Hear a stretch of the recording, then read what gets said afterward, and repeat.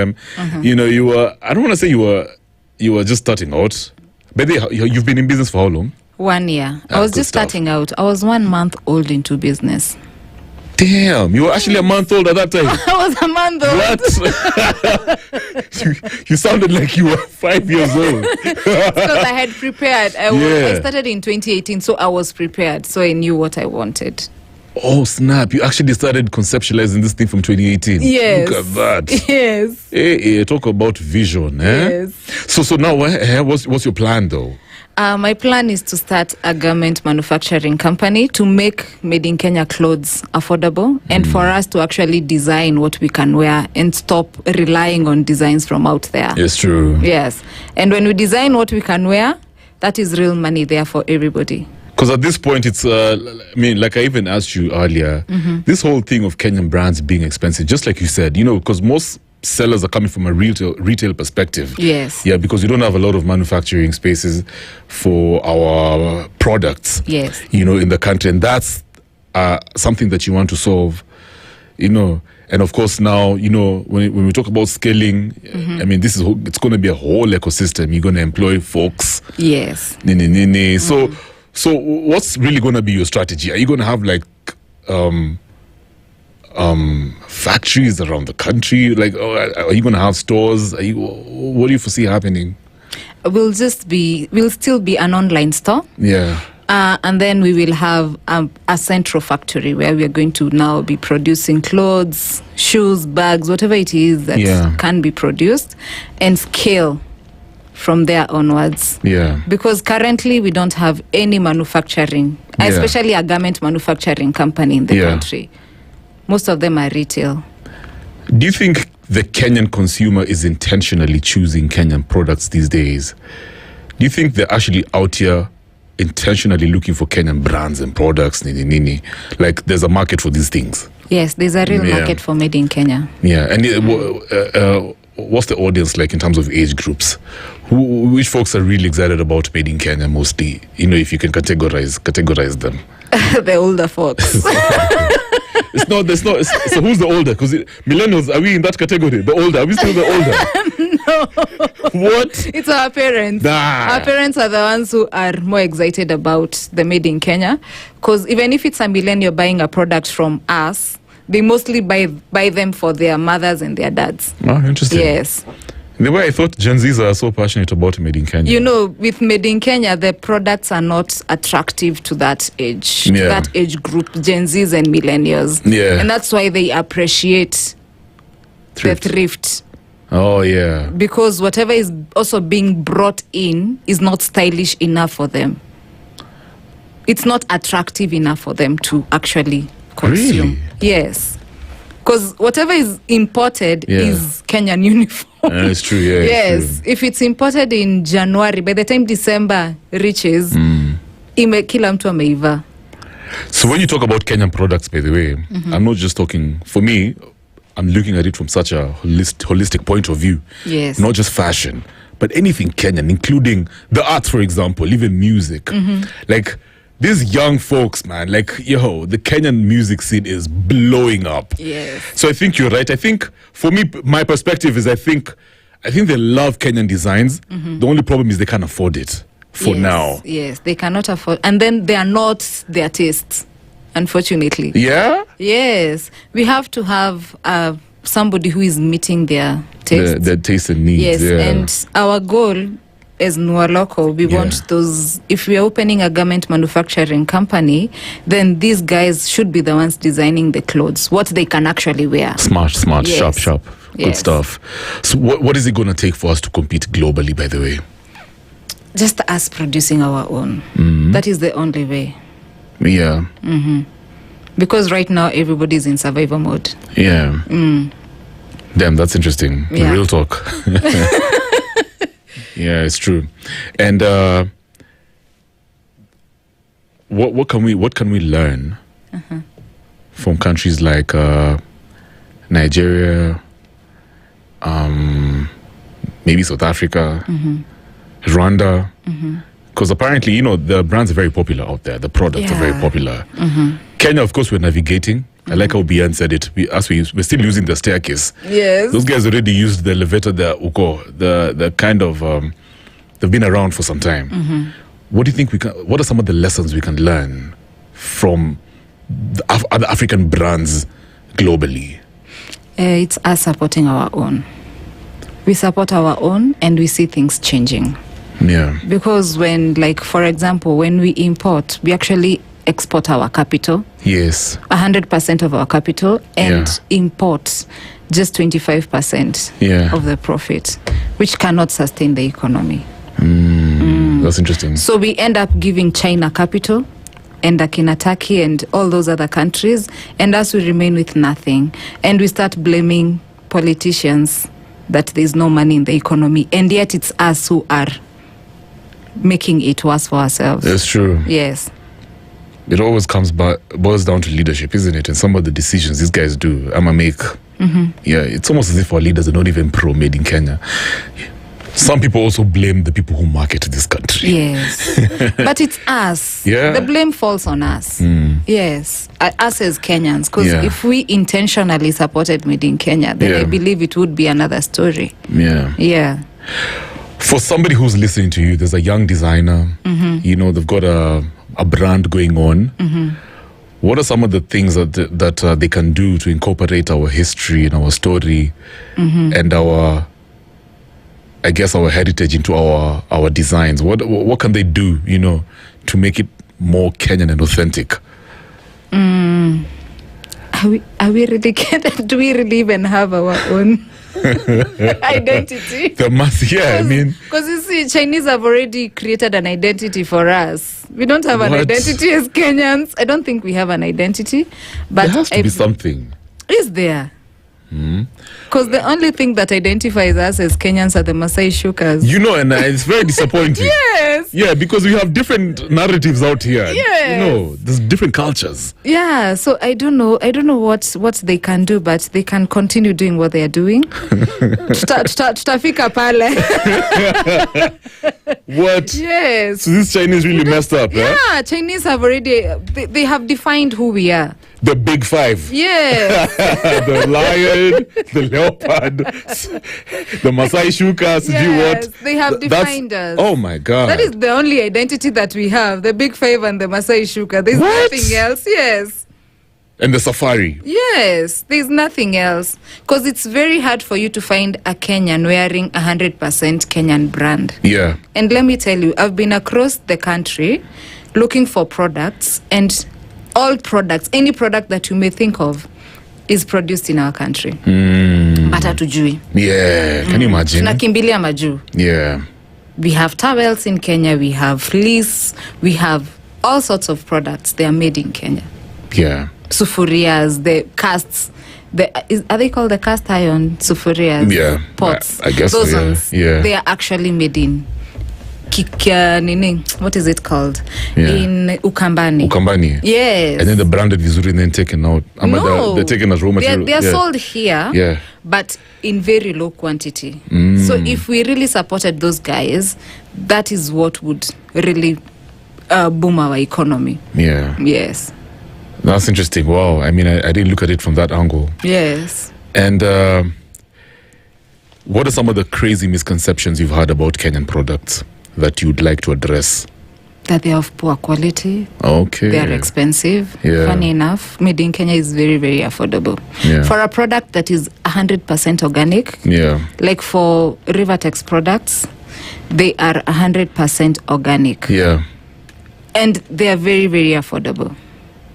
And if we look at the brass products, they're very affordable. Even when you look at the website, you wouldn't believe that those ones are made in Kenya. Yo, they look amazing. Yes, man. Yeah. and they are cheaper compared to other brands that are trying to be retail. For us, we try to connect the artisans with the market. So we try our best to put reasonable prices. Yeah. So, and then the product is high quality. As I told you earlier, one shirt is never enough for our clients. They want more than 2 shirts. Yeah. Yes. I want to ask you something that's not really related to, fashion. For most business people, the goal is to to make so much profit, isn't it? Yes. That's the definition of success. Yes. Is that the same for you? No. What's your definition for success? My definition for success is creating impact. And not just impact, social impact. Your business should be able to give back. And to help others grow as you grow. Yeah. And that is our goal as Nua Local. Helping the artisans grow and the manufacturers make more sales. So when we meet at the middle, all of us, we are benefiting. The artisan is benefiting. We are also benefiting as Nua Local. Yeah. The manufacturers are benefiting. We are also benefiting as Nua Local. And that is social impact. I agree. Yes. That makes a lot of sense. Is this what you always wanted to do, by the way? Yes. You always saw yourself in, in the fashion space, huh? Not in the fashion space, in the entrepreneurial space. Oh. So, I like that. Yes. So you could have been anywhere else as long as you're an entrepreneur. Yes, you could have been, as long as I'm an entrepreneur. You could have been a farmer. Right now, I'm doing a lot. Yeah. I'm a fashion designer. I'm the one who designed the website. I'm doing the logistics. I'm doing actually everything. So I'm just an entrepreneur. Everything. At what point do you when are you going to decide to hire folks to work for you? Later on, when I understand the business. Because you see, this is a new business. I have to understand the business first. Yeah. So that we can. Yeah. Yes. It's amazing. For growth. Yes. What do you look for? When it comes to partnerships, so what kind of people do you find are aligned to your vision? I guess what are some of the things that you look out for in these people? We look out for grit, somebody who is hungry for success, somebody who wants to grow, and somebody who is proactive. Because sometimes I've tried working with some artisans, and you call them when there's a product, when there's an order for a product. I try to call them kindly. There's an order for this product. Naitaipata aje. And that artisan doesn't deliver. They fail to deliver. So for us, we look for somebody who is reliable and who is really hungry for success and who is open-minded. They want to share their craft with us. Nice. Yes. How's the business environment in Kenya these days? Because word has it that the economy is a bit volatile. When you look at it from that perspective, from macroeconomically, what are some of the challenges that you go through? Right now, have I gone through any challenges when it comes to business? Or should I say Kenya is a land of opportunities? It's just dependent on your grind. Yes. There's so many opportunities, and the challenges that are in our country are based on our consumption behavior and on our the way we do business. We are very individualistic. Interesting. It's me. I just want to make profit. I don't care about the other person. So we end up over-importing. So when we over-import, we give Chinese all our money and we remain with zero, and we start blaming everybody else. Wow. So we end up putting ourselves under the bus. Sisi wenyewe. And it's us to remove ourselves from under the bus and face the challenges. There's so many opportunities in the country, but all of us, we want to cling on one side. If thrift works, all of us, we want to go to thrift. It's true. If Chinese products work, we all want to go to China. If this works, we all want to go to that side. And anytime we are in a gathering, I always ask that gathering, what are you selling? Because 9 out of 10 Kenyans are selling something. Okay. Kev, what are you selling? You can't do that. I'm selling content. So Kenyans are selling something. Yeah, but it's important stuff, isn't it? Yes, and it's imported. It's not Kenyan stuff. I wish these Kenyans sold something that is Kenyan. And they would see the difference. Selling for China and selling for Turkey vis-a-vis selling for Kenya. That's amazing. If you sell for Kenya, That's a game changer. Can you imagine if you had like a Kenya first approach to everything that we do? Yes. Support Kenya, buy Kenya, build Kenya, like aggressively, not just for PR. Yes, aggressively. Yeah. That would change our country. Exactly, man. Because you give me, I give you. Yeah. If I buy from you, in one way or the other, whatever money that I've given you is going to come back to me. Yeah, but that's why people say, okay, but sometimes I don't blame folks because when you look at it from all angles, guys say it all boils down to policy and of course government priority. If they could just revive some of these industries, then maybe we would be in a good place to say, okay, it's easy to now support Kenyan. Yeah, but at this point, things are very expensive, isn't it? I wouldn't blame the government because policies are made based on consumer behavior. You cannot make policies across something that is non-existent. Right. For example, if I was to give you, if I have ugali right now and I have rice in the cupboard, I cannot force you to eat rice and you want ugali. Yeah. Yes. So the policies that are created, they are created to just around what we consume. So if it is, if our consumption is mainly domestic, then the government has no need to come up with industrial policies. Industries are non-existent in the country. So why would the government come up with policies that are supporting industries that are not there? Wow. And yet most of us are domestic. Yeah. Yes. So it all boils down to consumer behavior. Yes. Brilliant. So where do you see this whole movement, turning out, or say in the next 5-10 years, Evie? This whole Made in Kenya movement. Yeah. It will have changed everything. Wealth creation, money circulation, economic growth, job creation, and supporting local creates jobs. Because when you support just one product that is locally made, you support over 20 businesses. No, but I'm saying in this trajectory, as it is right now, obviously you can notice a pattern. Yes. How do you foresee things turning out in say 5-10 years? Everything will be well. People are starting now to, conversations are there for people to now start supporting Made in Kenya. Yeah. Yes. That's amazing. I love that. So in 10 years, everything will be okay. Yeah. I believe so. Again, I want you to just clarify, put it out there again. What's the one thing Kenyans, it's such an easy answer. What's the one thing Kenyans can do to start supporting Made in Kenya today? Make it popular and wear at least one item that is made in Kenya. At least one for now. Yeah. At least one.